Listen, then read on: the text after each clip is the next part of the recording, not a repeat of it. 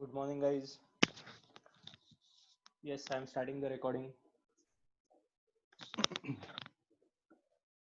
Okay, let us start then. So today we are starting with valuation. Very important, very important. So in valuation, it will be more of a 20 marks question rather than a 50-mark question. Okay. Only once they have asked a 50-mark question on valuation, and that too, in that the valuation part is only for 20 marks. Okay. So now, before we start valuation, just let me clarify this. In any valuation question, the practical part will only be around 40%, will carry only 40% marks, and 60% of your marks. Okay, so practical part, the sum solving will carry only 40%, and 60% will be your interpretation. Okay. So it is very important, that you interpret a valuation problem correctly. Okay. And that is what students are not doing. And this is not what I am saying. Okay. These are the examiner comments. Okay. Examiner debrief, that the examiner feels that student just solve the valuation problem. Okay. And leave it at that. Okay. They don't interpret it. They don't explain it. Okay. See, in AFM, the purpose of learning valuation. Okay, why are we going to do valuation? For the point of view of mergers and acquisitions. Okay, so we are learning valuation from the point of view of mergers and acquisitions. Correct. So as an ACCA, when you do any kind of valuation, okay, you always have to submit a report of valuation, okay, to the management, and the management will submit it further to the shareholders. Correct. So that is why interpreting the valuation report becomes very important, and that's why I'm going to spend more time on discussing in valuation, why we do valuation, how we do it, okay, why this adjustment. Note those points down. Okay, note those points down, because in the exam you will have to explain with those points. Okay. Yeah. So valuation you are already done in F9. The same thing over here. Okay, the same thing over here. Just the free cash flows will be additional method, and in asset valuation your calculative intangible value CIV will be additional method. Okay. Yes. Let us start. So the purpose of valuation for us, the purpose of valuation will be what? Your merger and acquisition. Okay, and also in your PE ratio valuation, there will be the concept of synergy. So three more concepts in AFM, three more additional concepts in AFM for valuation. So let us see what are the valuation methods. So they will give you one sum where you need to find out all valuation by all methods and suggest the company that which valuation method the company should use in case of merger and acquisition. So again, interpretation becomes important. So first is your asset based valuation, correct. Second is your earning, or let us say ratio based valuation, that is based on the PE ratio. Third is your dividend based valuation, on what dividend we pay will value the company. And the most important is your free cash flow method. It was only an introduction in your F9. Here we'll learn advanced version of free cash flows. So free cash flow method. Okay. So in the exam, their more focus will be on free cash flow method. Okay, their more focus will be on free cash flow method, but they will also be expecting you to clarify on the other three methods. So even if in the exam they talk about only what, let us say, calculate the valuation of the company with free cash flow method, okay, and analyze the report. When they say analyze the report, you have to talk about these three other valuations as well. Okay. Lot of accounting concepts are also needed. When you are writing an valuation answer, you need to explain the accounting concepts as well. Okay, let us start then. Let us straight away start with the methods. So first is your asset based valuation. Okay, so you guys will tell me what is the value of firm. Value of company or value of firm is equal to, so for example, I give you a balance sheet. Okay, as this will help in your interviews also, huh? In your ACCA internship or company interviews, they generally give you the balance sheet and they will tell you, look at the balance sheet and tell us the value of the company. Okay, so that is your asset based valuation, or I can say balance sheet. That is your SOFP, statement of financial position valuation. Okay, so for example, you have come to my company for interview. I give you a balance sheet. Okay, a random balance sheet I'll give you, and I'll ask you, just look at the balance sheet and tell me what is the value of company. Okay, tell me then what formula will you use. Value of company equal to what? You are saying value of company is total assets minus total liabilities. Total assets minus total liabilities is zero. My balance sheet tallies, unlike yours. Okay, so if my balance sheet is tallying, total assets will be equal to total liabilities. So value of assets minus value of liabilities will give me an answer of 0. So what is the value of company? Value of which assets minus value of which liabilities? That becomes the important question. Should I take all assets? Should I take all liabilities? That becomes the important question. Okay, and that is where your accounting concepts will come into the picture. Okay, so value of company equal to what? Value of company equal to all assets. Okay, except one asset I will not take over. Okay, in the balance sheet there is going to be one asset which my company is not going to take over. Okay, so for example, I am who can I see on the screen? Karthik. Okay, so I am going to overtake Karthik's company. I'll pay for all the assets of Karthik except one asset. Which is the asset that I don't pay to Karthik? For which asset I don't pay anything to Karthik? Yes, all assets except which asset? Fictitious asset. Okay, so I'll pay for all assets, but I'll not pay for any fictitious asset. Okay, so what is a fictitious asset? It is an asset which is supposed to be in the balance sheet, but it is not actually an asset. Okay, example, you must have heard about preliminary expenses. Okay, so Karthik had started his company 3 years back. Okay, Karthik has started his company 3 years back, and he had paid legal fees, okay, or corporate fees, reconstruction fees, whatever fees for starting the company, he had paid, let us say 5 lakh. Now 5 lakh he had paid before starting the company. Okay, so when I start my company, I had to still account for that 5 lakh. I cannot put that 5 lakh in my P&L account. Okay, I cannot just put it in P&L account. So what I do, I create a heading in balance sheet asset side as miscellaneous expenditure. Okay, and I put my entire preliminary expenses of 5 lakh in that miscellaneous expenditure. Correct. Now,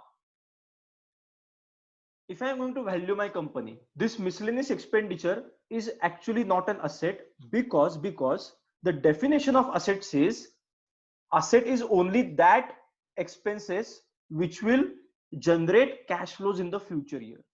So this preliminary expenses that Karthik is writing on the asset side, it is not going to generate any future cash flows for my company. So technically it is not an asset. So what does Karthik do? Karthik writes 5 lakh in the first year as asset, and he will write it off. Okay, each year he will write it off, amortize those preliminary expenses over a period of 5 years. So that will be 1 lakh every year he will amortize. Correct. So in the beginning of the first year, he'll write 5 lakhs as preliminary expenses. At the end of the first year, what he'll do? Deduct amortization 1 lakh from balance sheet and put that 1 lakh in P&L account. Correct. Now, my company is going to take over Karthik's company after 3 years. Okay, my company is going to take over Karthik's company after 3 years. In 3 years, has Karthik written off the entire preliminary expenses? No, right? Karthik has only written off 3 years preliminary expenses. Okay, so 5 lakh minus 3 lakh, so 2 lakh is still appearing in Karthik's balance sheet. So when I acquire Karthik's company, I will not pay for those fictitious assets, because that 2 lakh amount will not generate future cash flows for my company. Okay, so value of company will be what? All assets except fictitious asset. Okay, write these down, guys, write this down, because in valuation, like I said, interpretation carries 60 marks, sorry, 60%. Okay, 60% of your marks. So when you are valuing company, the actual calculation is very easy. Okay, the actual amount calculation, practical part is very easy, but interpreting why you are not taken fictitious asset, okay, that interpretation along with accounting standards will be very important. Okay, so when you write the interpretation for such question, what you will write? As says that an asset, any item will be treated as an asset only if it generates future cash flows for the company. Okay, and that's why fictitious asset cannot be treated as an asset. And so for the purpose of valuation, okay, company should not take over fictitious assets. Okay, so value of company will be what? All assets except fictitious asset. All asset means net assets, huh? All net asset, all net assets. Now what is net asset? That also I'll explain. Okay, again interpretation becomes important. All net assets except fictitious asset minus less. I cannot do all liabilities because answer will give me 0. So less only outside liabilities. Okay, because if I merge my company, my shareholders still exist, correct? If I merge with Karthik's company, okay, now the new company will have my company shareholder as well as Karthik's company shareholders. Okay, so shareholders, any amount that is for the shareholders becomes my internal liability. Okay, and all other become my outside liabilities. Okay, so value of company will be what? Value of company will be, the value of company will be all net assets except fictitious asset minus all outside liabilities less all outside liabilities. That's it. So the formula part is simple, the practical part is simple. Okay, now how to take those net assets, that we will study. Okay, what to take under outside liabilities, that we will study. Already I have told what is a fictitious asset, already I have told you guys. Okay, so let us start. I am starting with the net asset method now. Okay, I am starting with the asset based valuation. So this is the formula. So let us see first. Where outside liability means what? Outside liabilities means all liabilities except which ones? Equity share capital. Then when I talk about equity, reserves and surplus also form part of my equity, reserves and surplus, and my preference shares. Okay, so outside liabilities means all liabilities except my these liabilities. Okay, so except equity share capital, reserves and surplus, and preference shares. Okay, next, second part. Fictitious asset. Fictitious asset means what? Fictitious asset means assets which appear in the SOFP, okay, but they do not generate future cash flows. Okay, I am not going to get any money from those assets. Okay, not even realization money, correct, which do not generate future cash flows. Okay, they are written off, just like bad debts. Okay, I cannot generate money from bad debts, so what I do, I write off bad debts, right? Similarly, fictitious asset also I will write off, written off evenly over 5 or 10 years. That is an accounting technique that you have to choose whether to write it off over 5 years. So written off means what? Amortize. Written off means nothing but amortization. Amortize evenly over 5 to 10 years. Okay, example. Your preliminary expenses, correct? Then sometimes I have to pay voluntary retirement scheme money to my elderly employees. Okay, so employee was supposed to retire at 60 years of age. Okay, but he voluntarily agrees to retire at 58 years of age. So still for the 2 years of service, since he has been loyal to my company, correct, I'll have to pay him for the 2 years of service that he was supposed to render. Correct. So that is your VRS payment, voluntary retirement scheme payments. Correct. So all these are what? All these are my fictitious assets. These are my fictitious assets. Okay, I'll not take over those assets while taking over the company. Okay. Now let us start with the net assets concept. Okay, because we are saying value of company equal to all net assets, right? So net assets means what? Net assets means value at which assets are taken over. Value at which assets are taken over. Okay, so let us break the assets into different parts. Okay, let us break the assets into different parts. So current assets, first I'll write current assets other than inventory.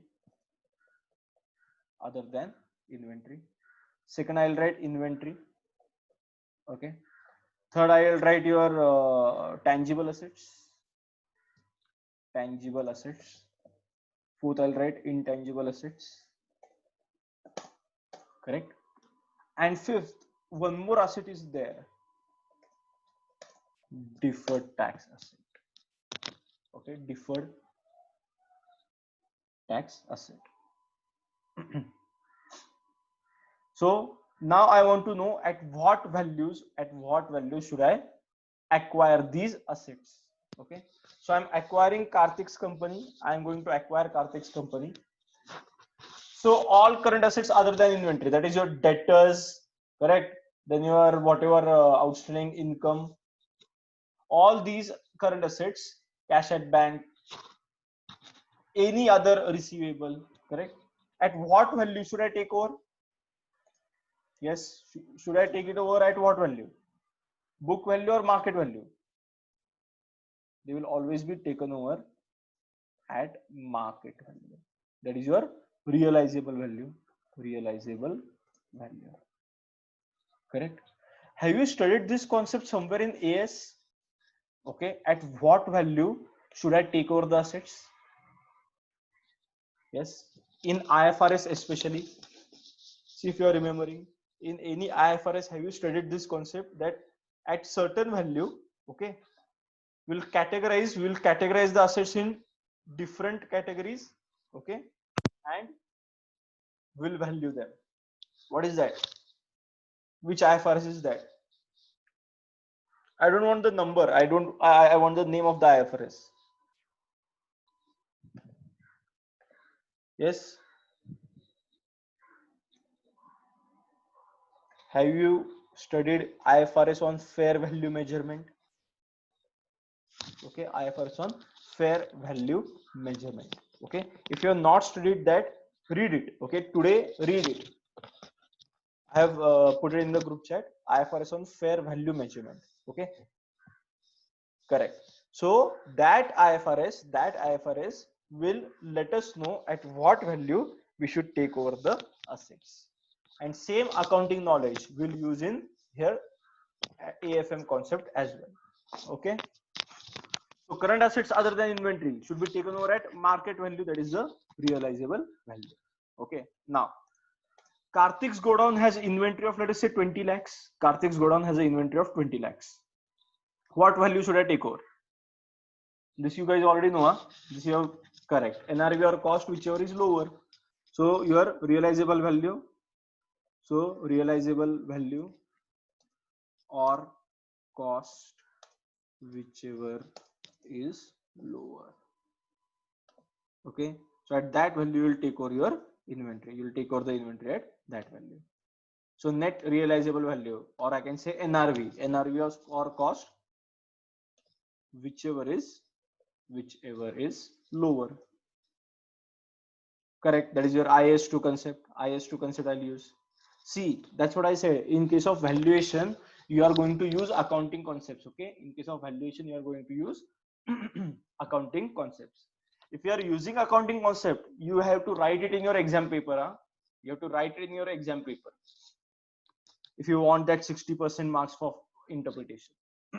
now let us talk about taking over the tangible assets. Okay. Now Karthik's company has also some tangible assets. Let us say Karthik is into manufacturing. Okay. Karthik is into manufacturing and he has fixed assets, fixed tangible assets worth, let us say 1.2 million. Okay. Or let us say worth 15 million. Okay. At what value should I take over these tangible assets? Tangible fixed assets. Huh? Okay. So example, fixed asset like machinery. Fixed asset like machinery. At what value should I take over? This also there, it is there in IFRS 13. In your fair value measurement also this is there. Cost minus depreciation. So you are saying at carrying amount. So should be taken over at carrying amount. Carrying amount is what? Cost minus depreciation.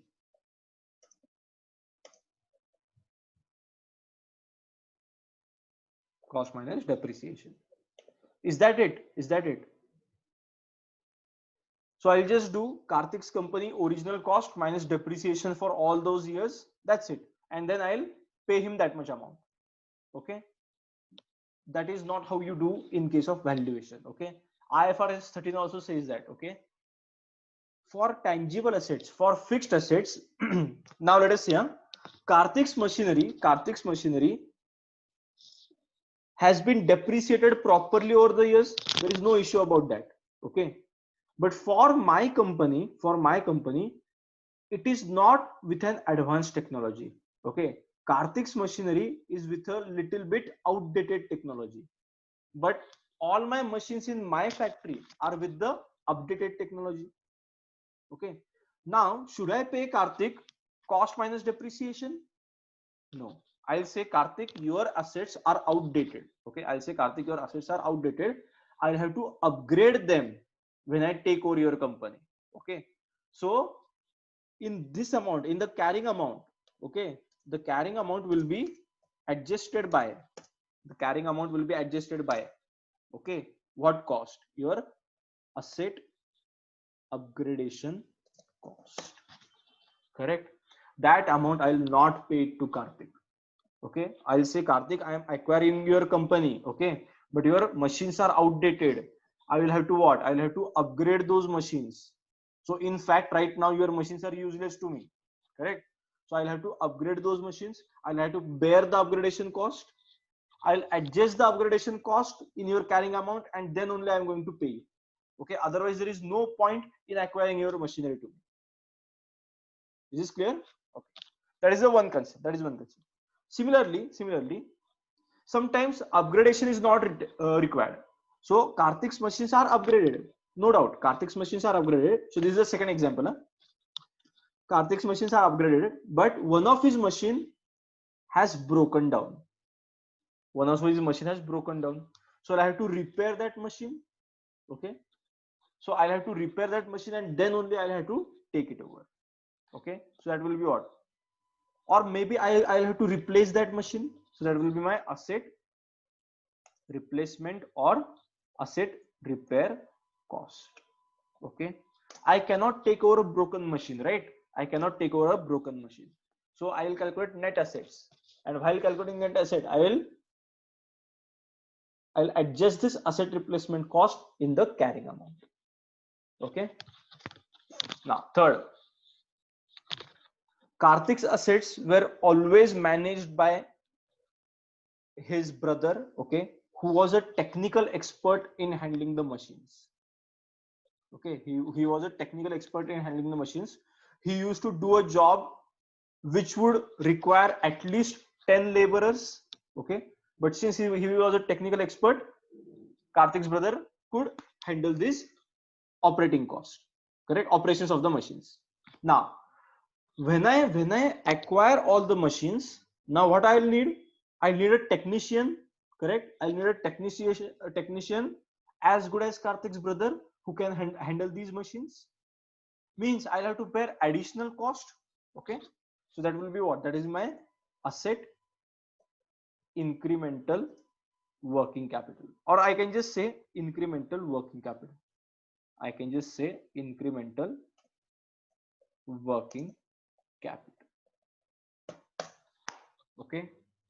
So tangible assets, fixed assets like machinery, I'll not just take over at carrying amount. I'll not just take over at cost minus depreciation. Okay. That carrying amount will be adjusted by three things: asset upgradation cost, okay, asset replacement cost, and incremental working capital. Okay. Additional capital that I might require, while working on those assets. So by these three amounts, I'll adjust those carrying amount, and then only I'll pay to Karthik for his net assets. Is this clear? Okay. Now, first let us talk about deferred tax asset, and then we'll go for the other one. Okay. So see if you are understanding net assets means value at which assets are going to be taken over. So all assets will be taken over at some or the other value. Okay. This is explained in IAS. This is explained in IAS and IFRS. Okay. So we are taking those concepts and we are applying those concepts over here, because your asset method is also known as what? SOFP method. If you are following SOFP method, you have to follow IAS and IFRS as well. Okay. So this is deferred tax. Okay. It is deferred tax. Deferred, I can say. Okay. Some people pronounce it as deferred, some people pronounce it as deferred. Okay. So DEFERRED. Sorry. Okay. DEFERRED. Deferred tax asset. Deferred tax asset. So what is this deferred tax asset? Okay. Let us understand that. Now, sometimes the AS concepts are different and income tax concepts are different. I'll take a simple example. Okay. Example. Accounting standard says follow SLM or WDV. Okay. Whichever is better. Okay. And rate of let us say rate of SLM is 20% and rate of WDV is also 20%. That is what AS says. Okay. So I can follow SLM or WDV, whichever I want. That is as per the accounting standards. But what does the Income Tax Act say? Income Tax Act says that only WDV is allowed to be followed.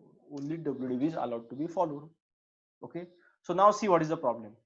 If I follow straight line method in accounting standards, okay, but as per income tax, I have to follow what? I have to follow WDV. So year one there is no change in depreciation. But year two, what will happen? Year two, straight line method, depreciation will be higher, and WDV, this depreciation will be lower. Correct? So that will affect my tax, and I'll have a deferred tax liability. Okay, I'll have a difference in tax liability. I'll have to pay additional tax because I am following SLM in AS. That is my deferred tax liability. Okay. Now here see what happens. Now let me take a specific example to explain you guys. Example, I have started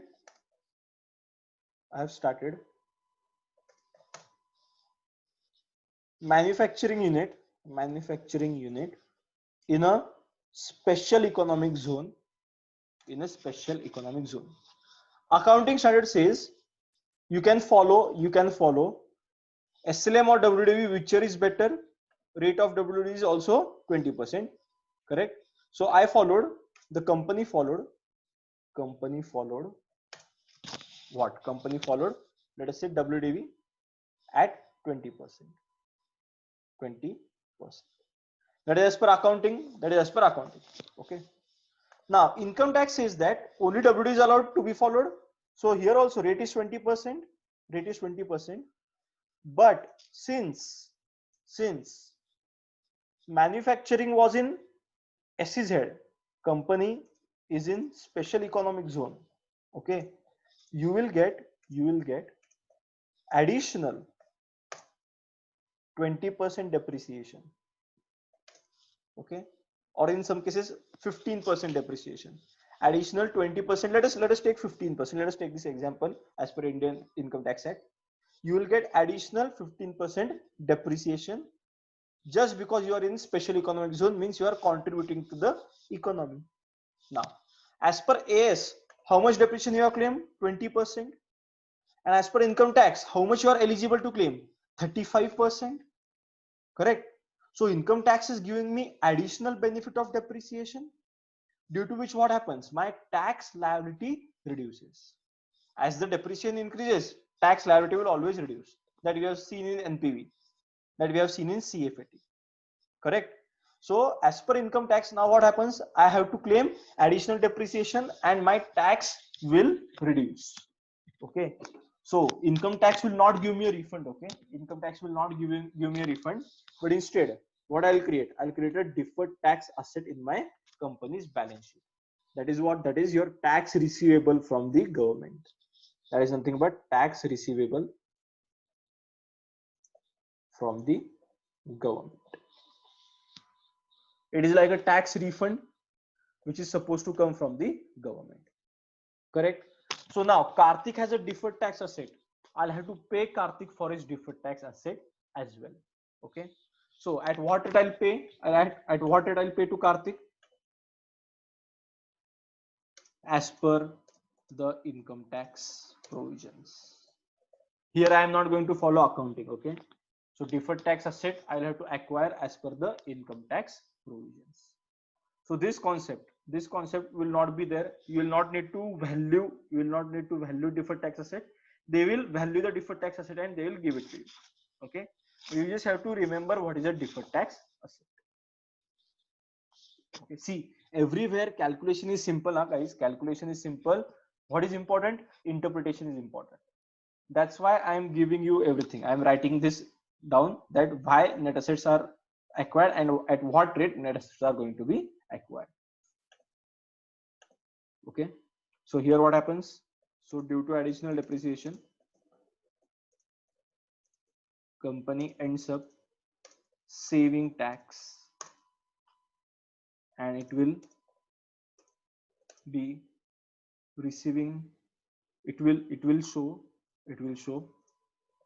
tax refund in books of accounts.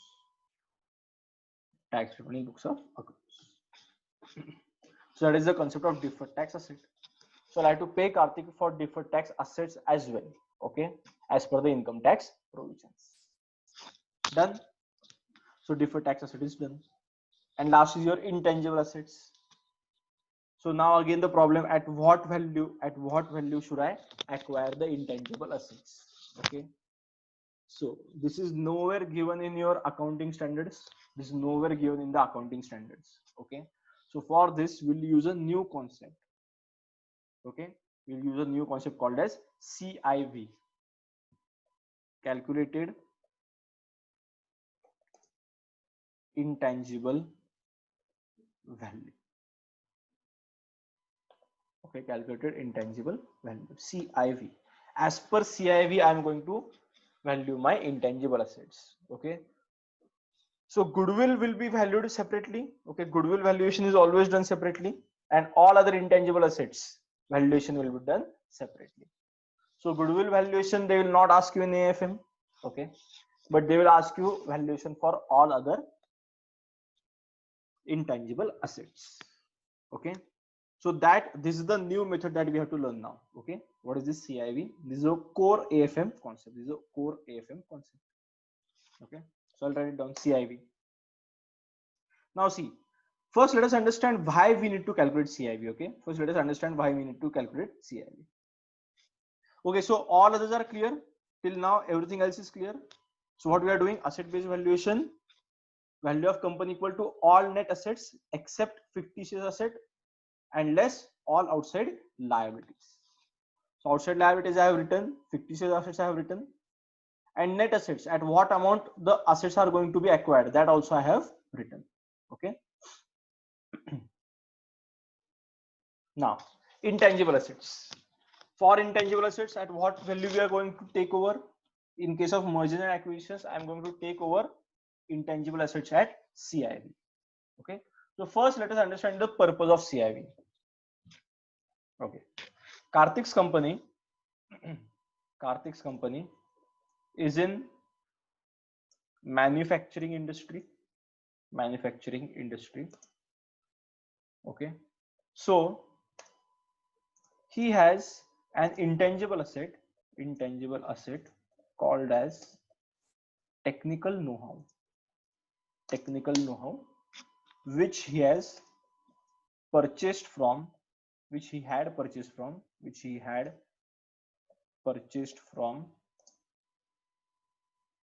the supplier of the machine.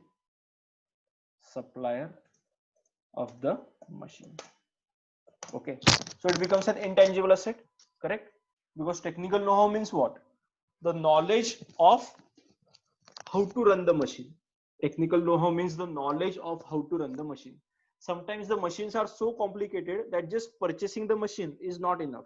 Okay, you have to purchase the technical know-how to understand the functioning of the machine. Okay, so Karthik had paid quite a few money for purchasing the technical know-how. Okay, so let us say, so technical know-how amounts to $1.2 million. Okay, so the machine amounts to, let us say, $24 million. Okay, and the technical know-how amounts to $1.2 million. Okay, now the acquire company, the company which is going to acquire. So let us say my company is in software industry, looking to diversify into manufacturing industry, and now I'm going to acquire Karthik's company.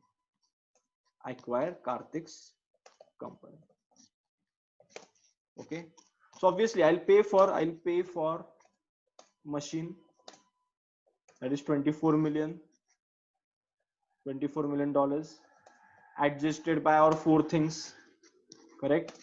Adjusted by your depreciation, then upgradation cost, correct? Then what was that? Replacement cost, incremental working capital cost. Okay, I'll pay for that. But now since I am a software company, okay, whenever a software company enters into manufacturing industry, what they will do, they will come up with their own software. They'll come up with their own software to run the machine. Okay, so my company has own softwares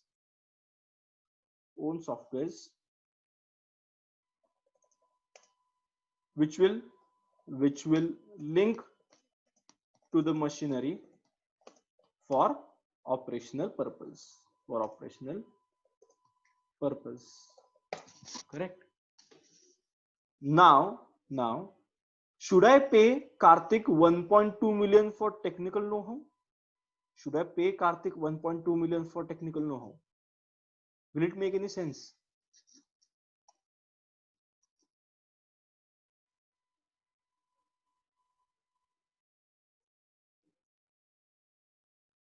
Or is anyone listening? No, correct. It will not make any sense right now, because that technical know-how is no longer going to generate any future cash flows for my company. The technical know-how is not going to generate any future cash flows for my company. Correct. So now I will have to calculate, will the technical know-how have any future cash flows to my company? If it will have, then I'll pay only that much amount. Otherwise, I'll not pay anything for the technical know-how. Correct. So that is why that is a purpose for calculating your CIV. Okay. So CIV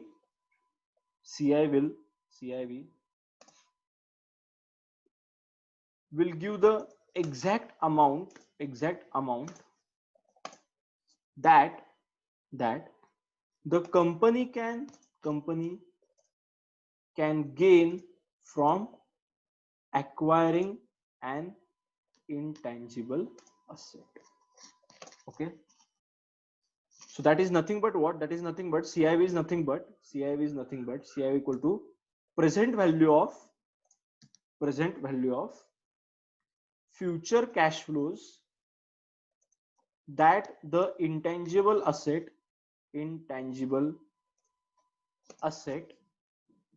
can generate in the new industry. Okay. So CIV is nothing but the present value of future cash flows. Now, when I say future cash flows, means what? Future cash flows after tax. Okay. So in CIV, what I'm going to calculate? I'll see Karthik's technical know-how. Correct. How much Karthik's technical know-how can help my company? Okay. So from Karthik's technical know-how, how much future cash flows I can generate? Okay. I'll calculate after tax, post tax future cash flows, and then I'll calculate the present value of that.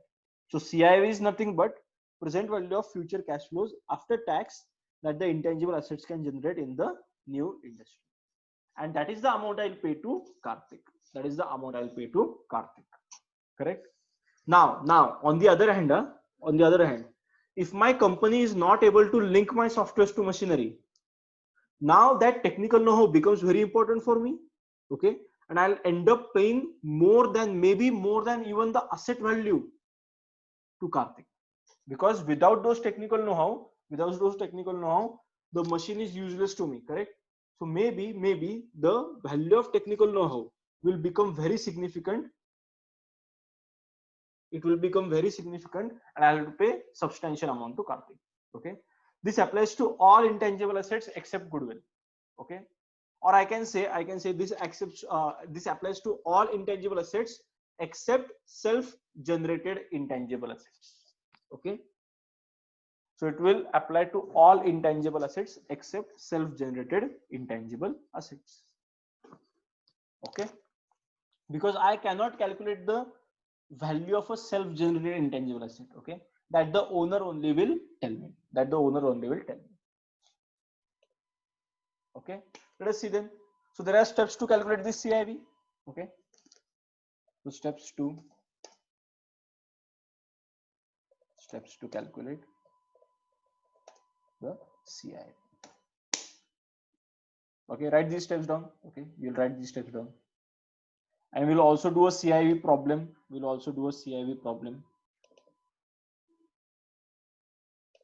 Let me bring that also down.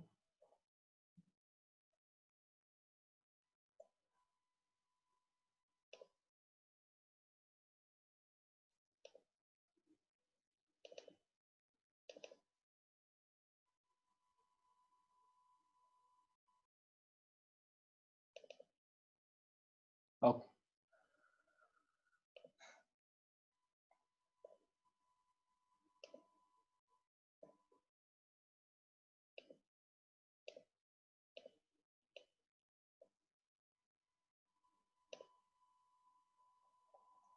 So step one. Calculate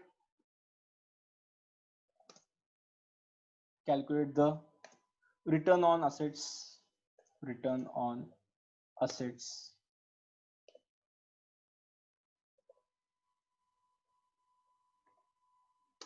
from the new industry, from the new industry. Okay, so return on assets, will be what? Will be your profits divided by asset base into 100. That will be your profits divided by asset base, the total amounts of assets, correct? So which profits? Obviously operating profits, because from assets I only need operating profits, correct? So calculating the return on assets from the new industry, what I'm going to do, I'm going to start with return on assets. So that is your operating profits divided by asset base into 100, correct? Now these return on assets, this ROA rate, I'll apply to what? I'll apply to my own profits, my own asset base. So step 2, apply this ratio to own asset in the new industry, correct? So this was what? This was I had calculated the return of asset from the new industry. So I'll do that with what? With data of a standard company. Data of a standard company in new industry.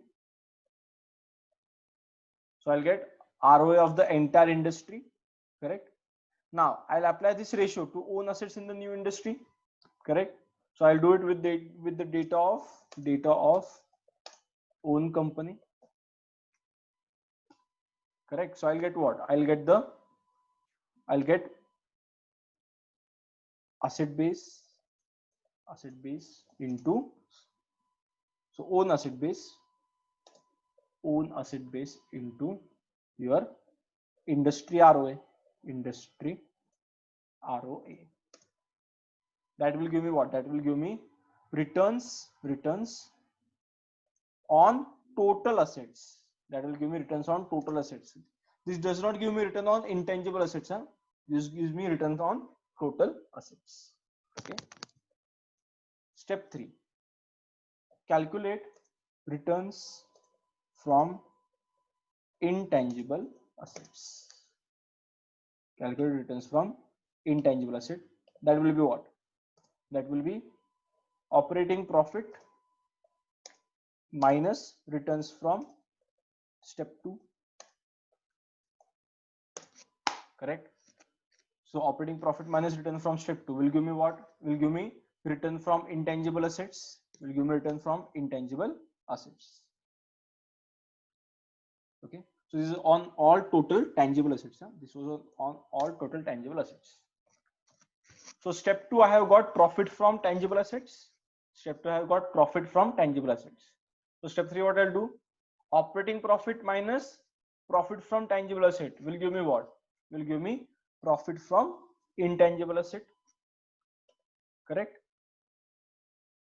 Which is called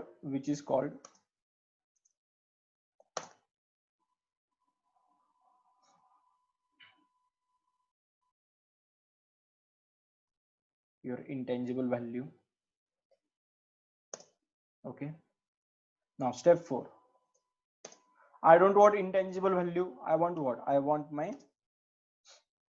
post-tax intangible value. So calculate post-tax intangible value, correct? But I don't want only intangible value of the future. These are my future value. So what I'll do? Calculate present value of the post-tax intangible value, correct? And for that I'll use what? Using my annuity factor. Okay, see if you understood all these steps. We'll just take it on the next page.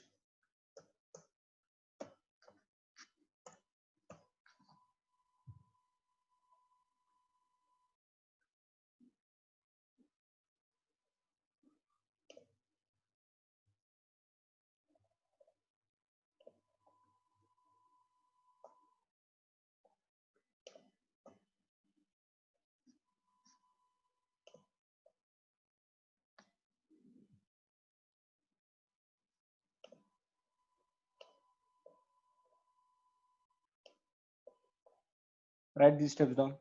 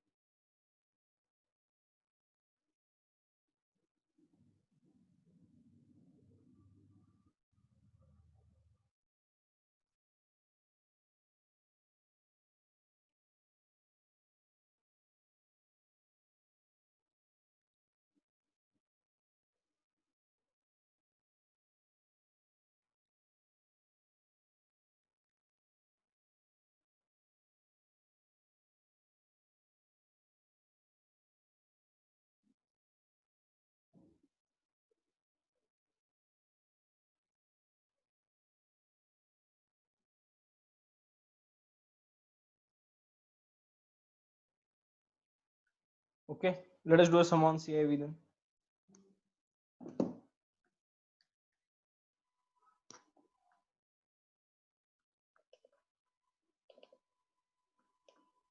I'll send the question on the group as well. Meanwhile,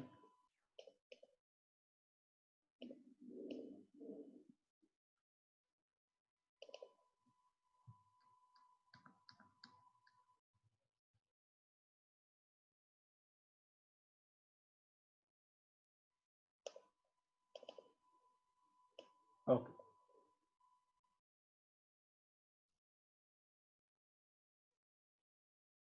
do it then. Do this question.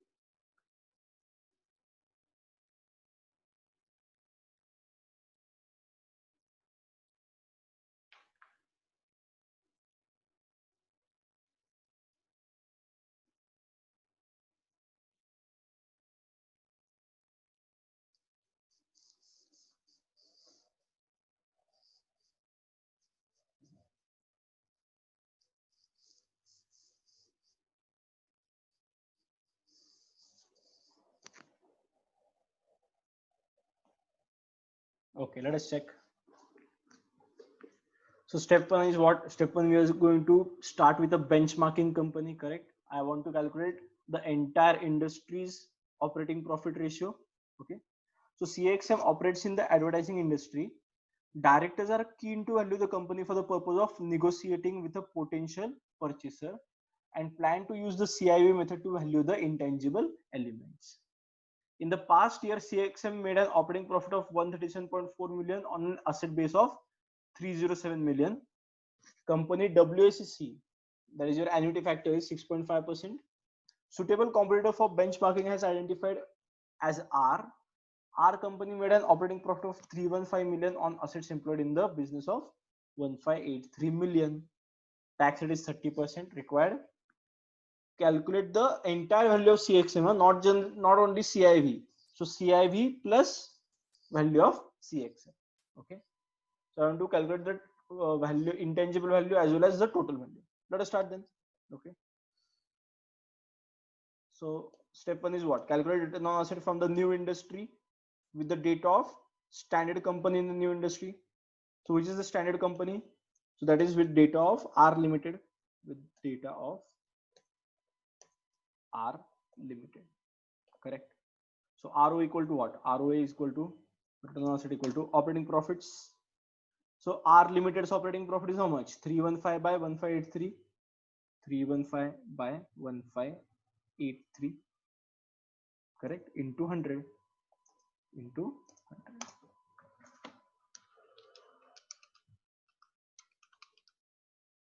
That is 19.8%, correct? 19.8%.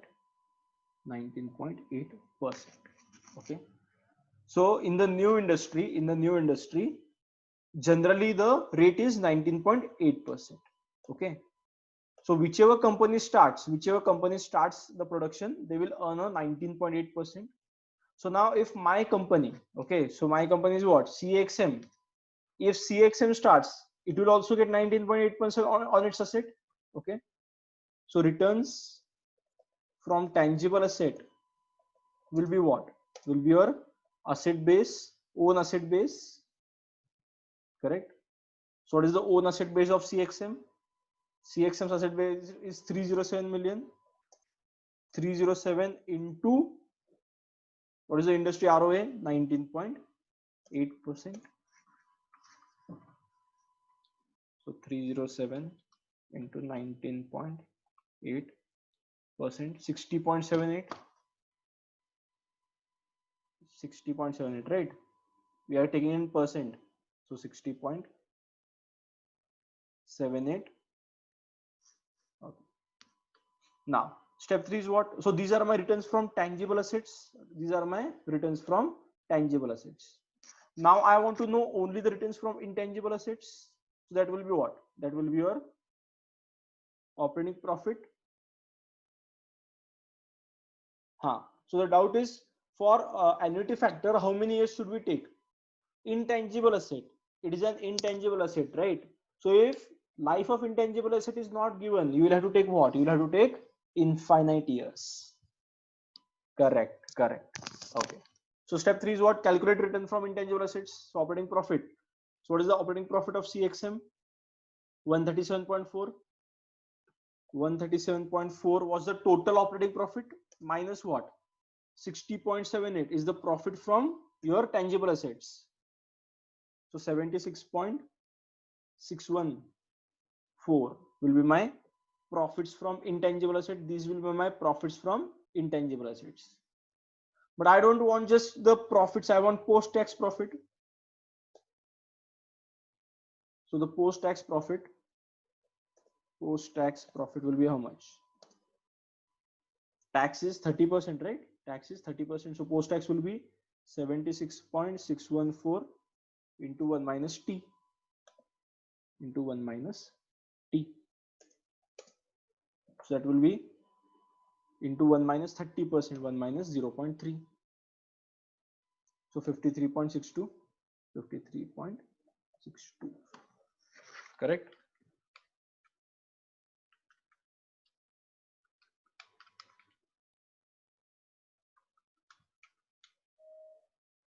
Okay. Now, this 53.62 is what? Per year. This will be per year in the future. This will be per annum, correct? In the future. So I want to calculate what? Post tax. Since period is not given, since the period is not given, we will assume the intangible asset, the intangible assets to run till perpetuity, perpetuity, correct? So whenever any intangible, any cash flow you want to calculate till perpetuity, what will do? Annuity factor till perpetuity will be what? Perpetuity will be equal to cash flow into 1 by r, right? Cash flow into 1 by r. So that will be what? What is the cash flow? Our post tax cash flow is 53.62.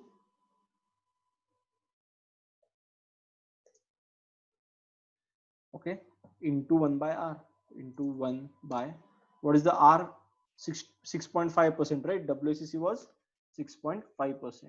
So 0.065.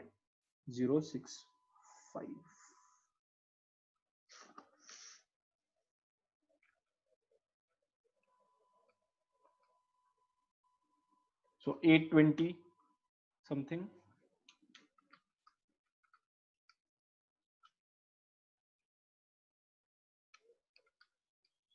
824 million.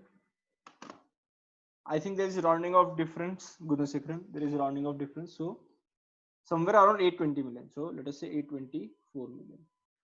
I am getting 824 million dollars. Correct?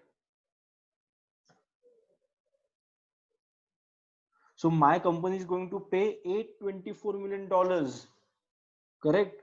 For just intangible assets. That's why I said sometimes the intangible asset value can be very significant. Intangible asset value can be very significant. Okay, because intangible asset is still perpetuity. This is what happens in real life also, huh? Guys. This is what happens in real life.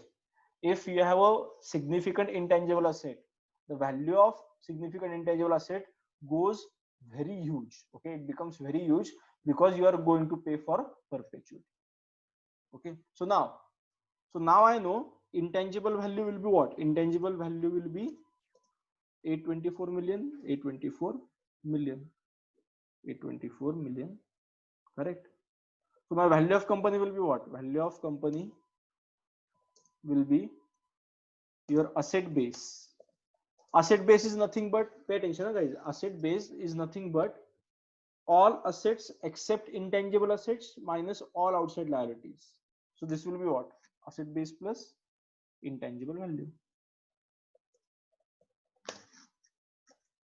Okay, so value of company will be, what was the asset base of our company? 307 million, 307 million plus 824 million.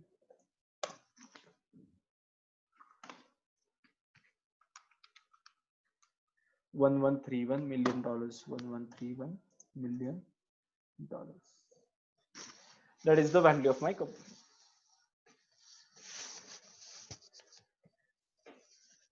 So here asset base, they had already calculated and given you asset base. In your AFM question, what you will need to do? You need to calculate asset base. So asset base is what? Asset base is all assets except fictitious asset and intangible, because in this method we are calculating intangible assets separately, right?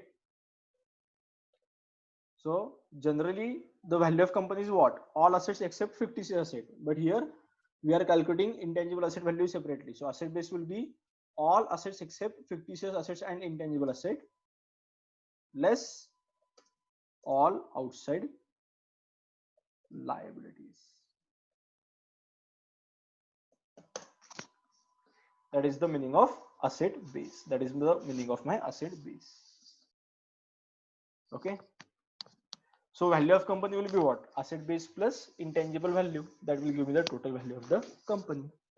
That will give me the total value of the company.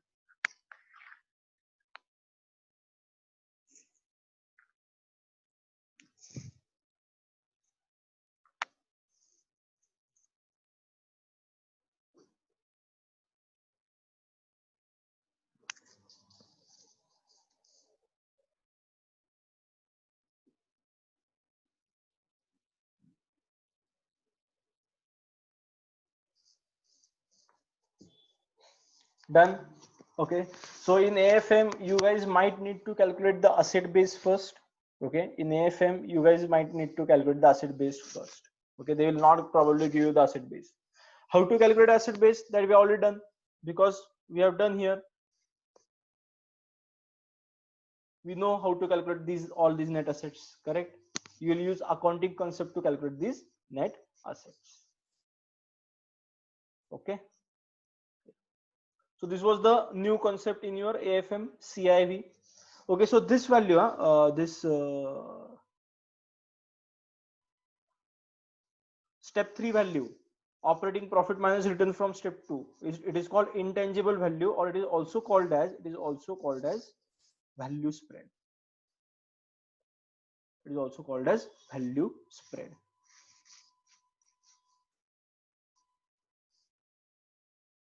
Okay. So value spread, post-tax value spread, and PV of post-tax value spread. That is how I'll calculate my intangible value. So done. So the first method is done. Our asset-based valuation is done. Okay. Now today, what I'll do today, I'll quickly also tell you what is your dividend-based valuation. Okay. And then tomorrow we can do our PE ratio-based valuation and the other one that we'll do tomorrow. Okay. So dividend is very easy. It will not take more than 5 minutes.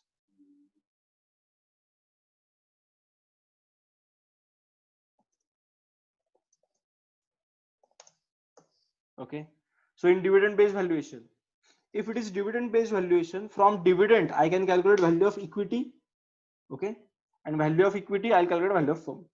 So value of firm is equal to value of equity plus value of debt. Now here don't take value of debt net of tax. Huh? Okay.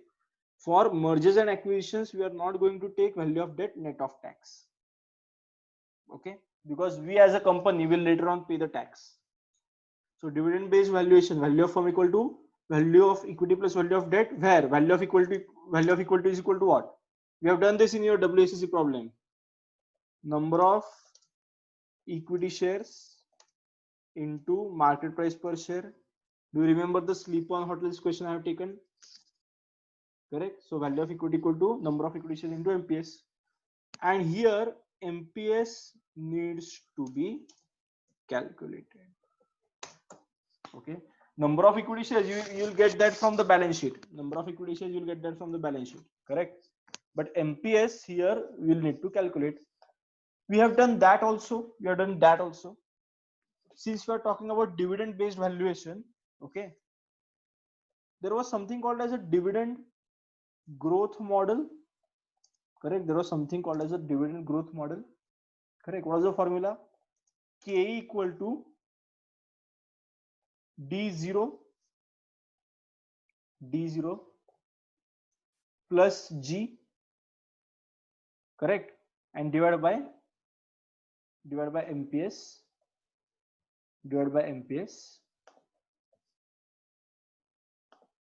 and the whole thing plus again G plus G. That was my dividend growth model. Correct. Now you will use this same formula to calculate MPS. Okay. So I'll take this G on the other side, so that will become Ke minus G is equal to D0 plus G divided by MPS. So now MPS goes over that side, Ke minus G comes over this side. So MPS equal to what? MPS equal to D0 plus G divided by Ke minus G. Done. So that formula I'll use for calculation of MPS. That formula I'll calculation of MPS. Okay. So step one, what is the step one? Calculate MPS. From MPS, calculate value of equity, and from value of equity, calculate your value of firm. That's it. That is your dividend based valuation. We have already done some on the sleep-on model, the sleep-on hotels sum, correct? So you can refer that sum, how we calculate our value of firm. Okay, so I'll not go into details of dividend valuation because it is not asked that much. It is already covered in WACC. It is already covered in WACC.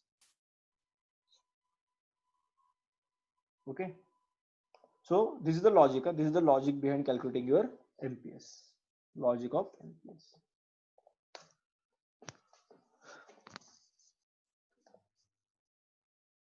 Okay, next. So the third valuation model is your ratio based valuation. Ratio based valuation. I'll quickly start that today. Ratio based valuation also it is easy. Value of company equal to what? Value of company is equal to PAT into P ratio.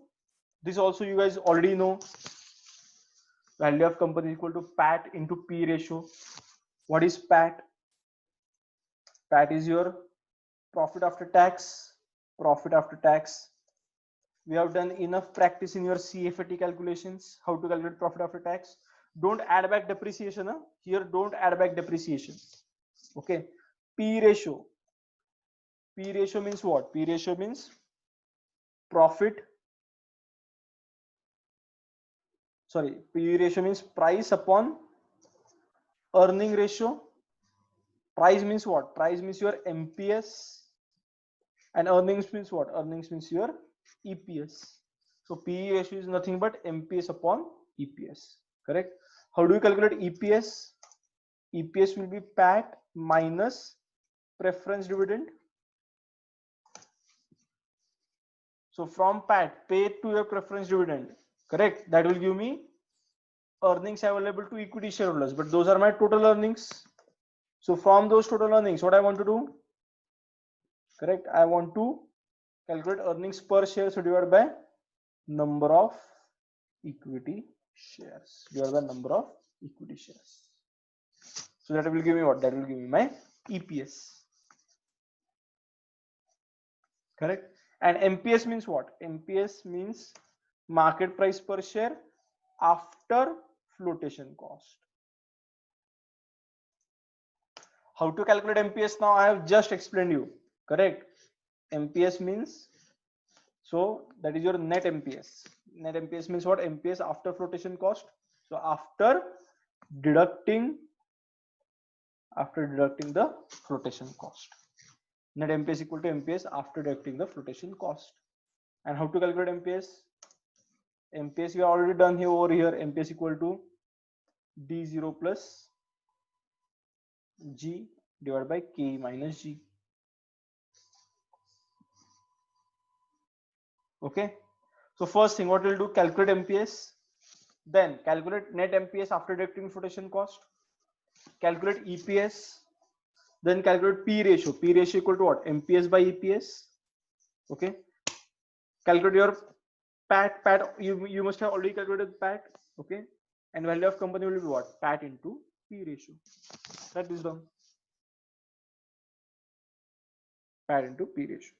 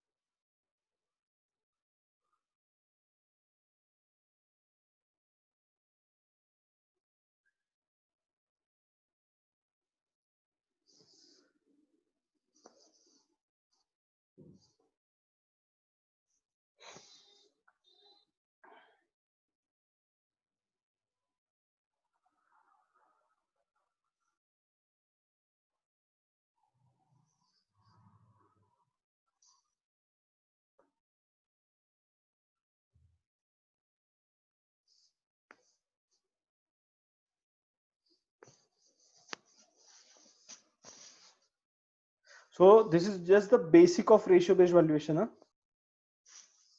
Ratio based valuation, we will also have to learn how to calculate ratio based valuation in case of synergy. Okay, that dividend based valuation is not asked in AFM. That is very basic level. Okay, but from that dividend based valuation, what we have done, we have got this formula of MPS. Okay, from that dividend based valuation, we have got this formula of MPS.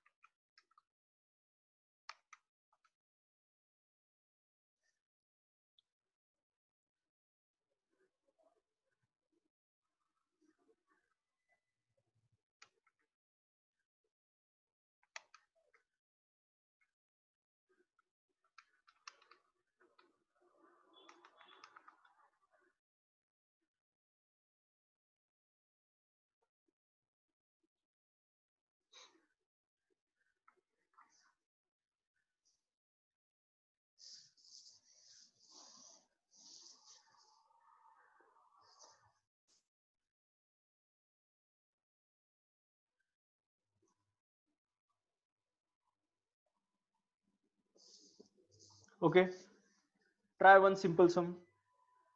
This is not AFM level. This is just the F9 revision that will do today for the ratio based, and tomorrow we'll start with the ratio based AFM level question of synergy. Okay, so your contribution is $1.5 million.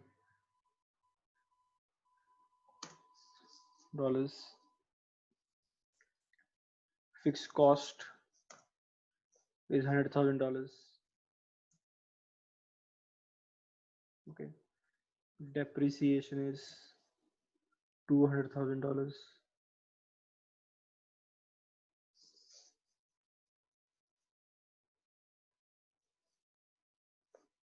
Company has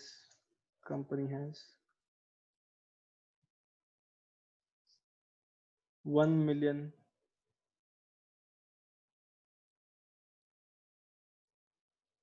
company has debentures worth 1 million, where coupon rate means interest rate. Huh? This is the style of the ACCA guys to write it. So where the coupon rate is 12%. Okay, company has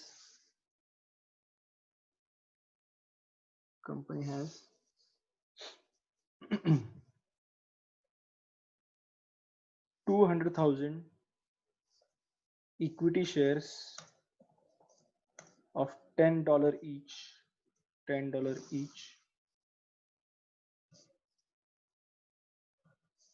And it also has 100,000 14% preference shares of $10. Okay, MPS before tax is $42. Sorry, before flotation cost is 42. Let us not take $42. Let us take it as $25. And flotation cost is $1.35. Okay, calculate value of company if tax rate is 30%. Good, then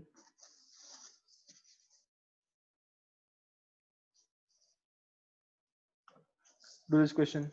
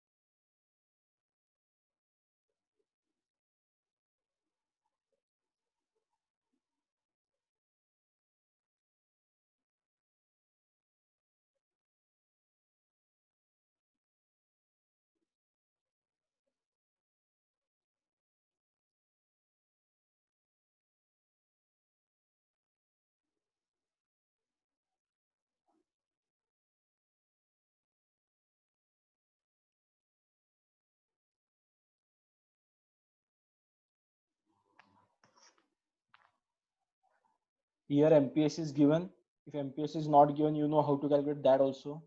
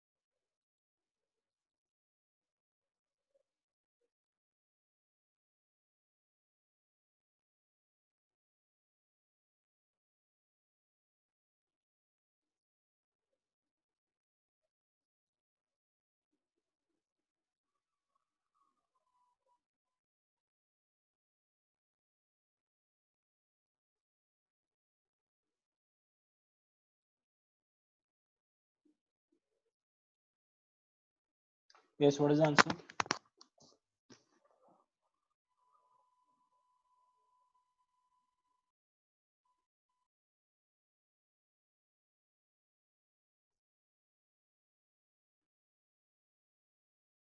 I'll take the question on the next page.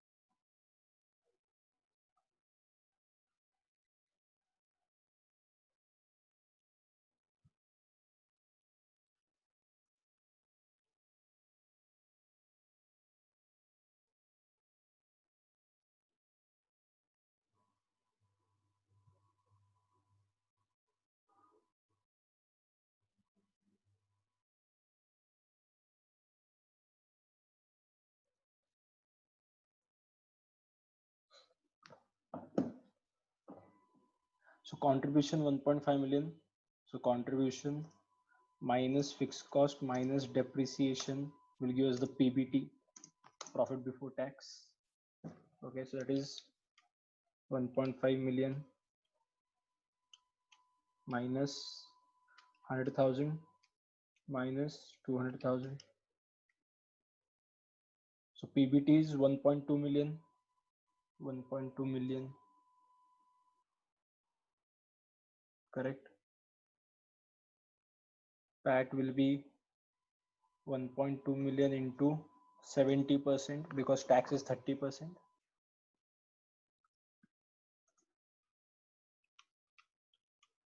8.4 million. sorry, not 8.4 million, 840,000.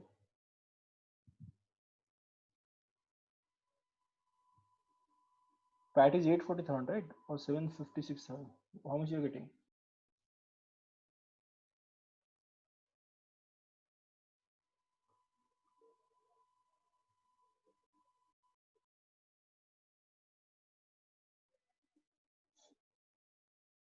Okay. Then from PAT, what will deduct? PAT minus preference. Oops. PBT, this will give me PBIT. Sorry. I am not considering interest. So PBIT is equal to 1.2 million. PBIT is 1.2 million. Correct. So from that, I'll have to consider interest on debentures also. Okay. So minus interest on debentures minus debenture interest. How much is the debenture interest? 1 million into 12% into 12%. So that is 120,000.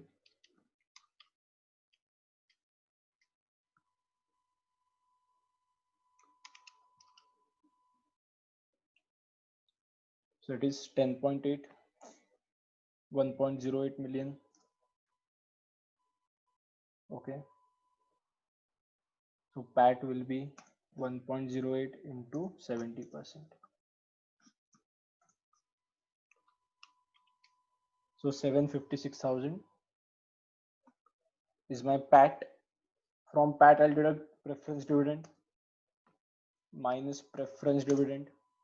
That will give me earnings available to equity shareholders. So how much is the preference dividend? 100,000 into 10, 1 million into 14%. So 140,000. So that will be 756 minus 140,000. Correct?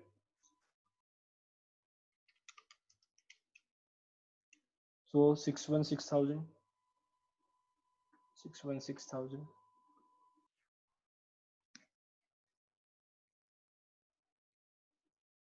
And therefore earnings available to equity share, earnings.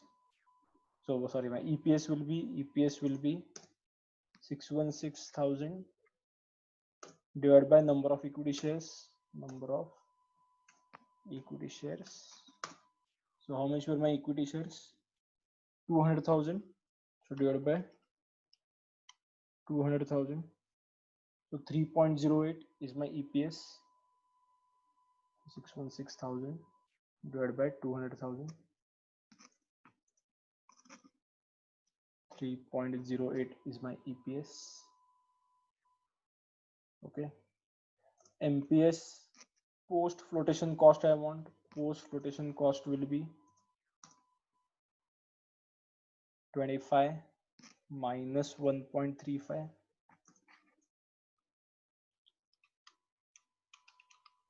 23.65. So P ratio is MPS by EPS. MPS by EPS. What was my MPF? MPS is 23.65 divided by EPS is 3.08.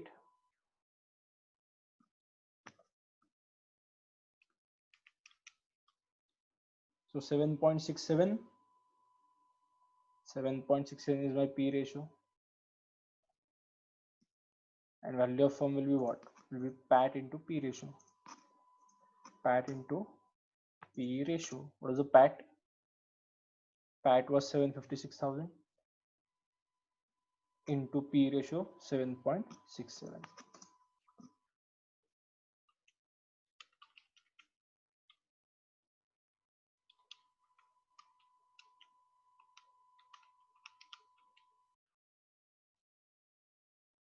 So value of firm will be 5.79 million. I can say 5.79 million. Check your answers, Gunashikaran.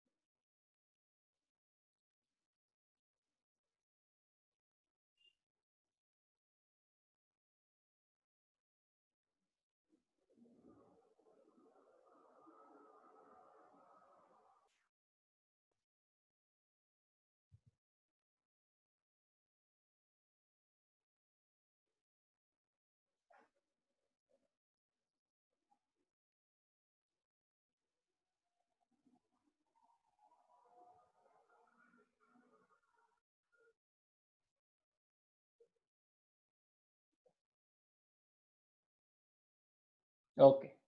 So that's it. So that's your valuation. That's the valuation of firm, valuation of the company using P ratio. But this is the basic, huh? This is the basic. Tomorrow, what we'll do, we'll start with P ratio valuation with synergy. So what is synergy? I'll explain. Comparative advantage, I'll explain. Okay. Read about it if you want. Read about it today. Okay. Then we'll start with it tomorrow, and then we'll also do it our free cash flow method. Free cash flow method also we'll do it tomorrow. Okay. So that's it for the day. Oh, I'll end the meeting now. I'll end the meeting now.